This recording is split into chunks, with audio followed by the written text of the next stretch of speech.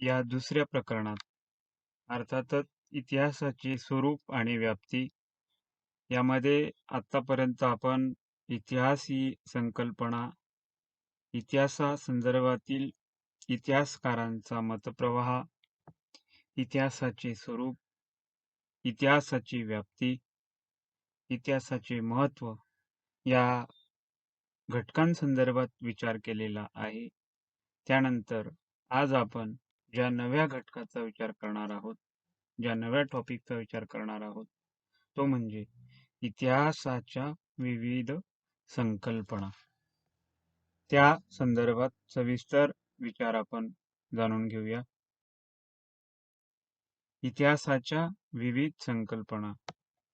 मुळातच इतिहासाच्या या विभिन्न कालनिहाय संकल्पना जर आपण विचारात घेतल्या तर त्यामध्ये इतिहासासंदर्भात अशा ज्या विभिन्न संकल्पना प्रचलित आहेत त्यामध्ये प्रत्येक कालखंडात प्रदेशानुसार इतिहासाबद्दल विशिष्ट संकल्पना ज्या आहेत त्या प्रचलित असलेल्या दिसून येतात. इतिहासाची संकल्पना ही मुळातच प्राचीन काळापासून प्रचलित असलेली अशी बहुव्यापक अशी संकल्पना. या संदर्भात प्रदेशनिहाय, काळनिहाय जो दृष्टिकोन आहे, जो विचार प्रवाह आहे, त्या संदर्भात आपण विचार करूया. सर्वप्रथम भारतीय संकल्पना.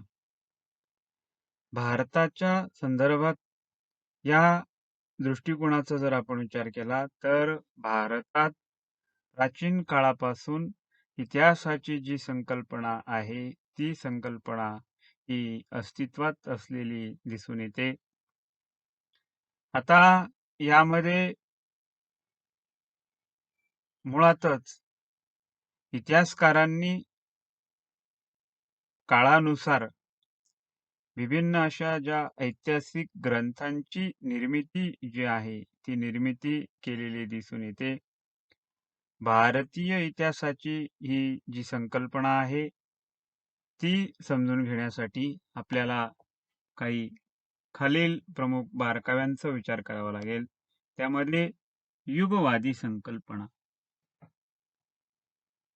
ज्या पद्धतीने या संकल्पनेच्या नावात युग हा शब्दप्रयोग आहे त्यानुसार भारतीय इतिहासात काळाचे एक चक्र जे आहे ते युगानुयुगे निरंतर चालत असल्याची, प्रचलित असल्याची जी संकल्पना आहे, जो दृष्टिकोन आहे तो या ठिकाणी दिसून येतो. या युगामध्ये मुख्यतः ज्या 4 युगांचा समावेश या विचार प्रवाहामध्ये दिसून येतो आणि साहजिकच या युगचक्राचा जो प्रभाव आहे तो प्रभाव मानवी जीवनावर पडतो. किंबहुना या संदर्भात जर या युगचक्राचा विचार करत असताना मुळातच हे युगचक्र हे सुखदुःखांना नियंत्रित करत असते आणि म्हणूनच या युगचक्राचा विचार करत असताना सुखदुःखांना नियंत्रित करणारे काळानुसार जो हा प्रवाह आहे तो या ठिकाणी भारतीय परंपरेनुसार ज्या युगाची जी निर्मिती आहे ती निर्मिती ब्रह्माने या युगाची निर्मिती केली असा हा जो काही प्रचलित असणारा हा युगप्रवाह आणि म्हणून युगानयुगे हा जो क्रम आहे तो क्रम या विचार प्रवाहामध्ये, या दृष्टिकोनामध्ये समाविष्ट असलेला दिसून येतो. त्यानंतर अवतारवादी संकल्पना. यामध्ये अवतार अर्थातच या संदर्भातील एखाद्या थोर अशा पुरुषाच्या पराक्रमाचा, थोर अशा पुरुषाच्या कर्तबगारीचा या ठिकाणी जो काही प्रवाह आहे तो दिसून येतो. मुळातच धर्माचा ऱ्हास आणि मानवी दुःखाचा जो अतिरेक आहे तो अतिरेक होतो तेव्हा मानवजातीच्या उद्धारासाठी ईश्वराचा अवतार होतो. असा हा दृष्टिकोन, असा हा मतप्रवाह यामध्ये दिसून येतो. आणि म्हणूनच भारतीय संकल्पना जी आहे, अवतारवादी संकल्पना, ती या ठिकाणी अशा विचारांनी प्रवाहित असलेली दिसून येते. राष्ट्रीय संकटाच्या वेळी देखील ज्या थोर पुरुषांच्या पराक्रमाच्या साहाय्याने निश्चितच या ठिकाणी या थोर पुरुषांचा जो पराक्रम आहे तो उपयुक्त ठरत असतो, हा देखील दृष्टिकोन यामध्ये दिसून येतो. आणि या संदर्भात मुळातच अवतार मानण्याची जी काही ही प्रथा आहे, ही प्रथा या विचार प्रवाहांतर्गत रूढ असलेली दिसून येते. आणि म्हणूनच अगदी या संदर्भातला जो काही धर्म प्रवर्तकांचा जो समावेश आहे तो देखील या ठिकाणी दिसून येतो. आणि म्हणून अवतार जो आहे, थोर पुरुषाचा अवतार मानण्याचा जो हा विचार प्रवाह आहे, तो विचार प्रवाह, तो दृष्टिकोन या अवतारवादी संकल्पनेमध्ये प्रचलित असलेला दिसून येतो. त्यानंतर कर्मवादी संकल्पना. आता यामध्ये भारतीय लोकांनी निश्चितच या ठिकाणी कर्माला, कार्याला, कर्तृत्वाला जे महत्व आहे ते महत्व दिलेले दिसून येते. आणि यानुसार व्यक्तिगत कर्मावर बाह्य परिस्थितीचा जो प्रभाव आहे तो प्रभाव हा पडत असतो. आणि यामुळे अपेक्षित कर्मफळ जे आहे त्या कर्मफळासंदर्भात जो दृष्टिकोन आहे तो या ठिकाणी मांडलेला दिसून येतो. म्हणजेच कर्मफळाची अपेक्षा न करता धर्मानुसार कार्य केल्यास पुण्य जे आहे ते पुण्य या ठिकाणी त्या संदर्भात संतुलन जे आहे ते प्रस्थापित होईल आणि मोक्ष मिळेल, असा हा मांडण्याचा जो काही विचार प्रवाह आहे तो विचार प्रवाह या ठिकाणी दिसून येतो. आणि म्हणूनच कर्मवाद जे आहे ते या ठिकाणी केंद्रभूत असलेले दिसून येते. कर्माला जे महत्व आहे, कार्याला जे महत्व आहे ते महत्व या ठिकाणी भारतीय समाज परंपरेमध्ये निश्चितच दिलेले दिसून येते. आणि म्हणून कर्मनिष्ठ दृष्टिकोनातून समाविष्ट असणारा हा विचार प्रवाह या ठिकाणी प्रचलित असलेला दिसून येतो. या 3 प्रमुख विचार प्रवाहांचा, युगवादी, अवतारवादी आणि कर्मवादी, भारतीय इतिहासाच्या या संकल्पनेमध्ये समावेश जो आहे तो समावेश असलेला या ठिकाणी दिसून येतो.